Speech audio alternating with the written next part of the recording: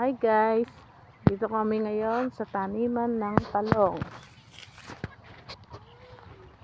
Sana po mabless na dumami ang aming ani.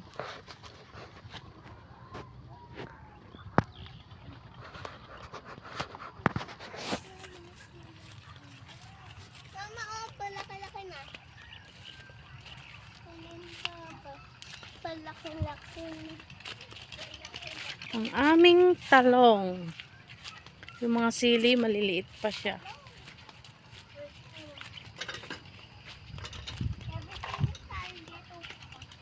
Yan o.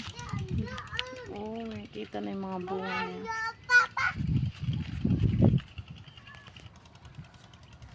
Sana i-bless ni Lord na mahal ng talong.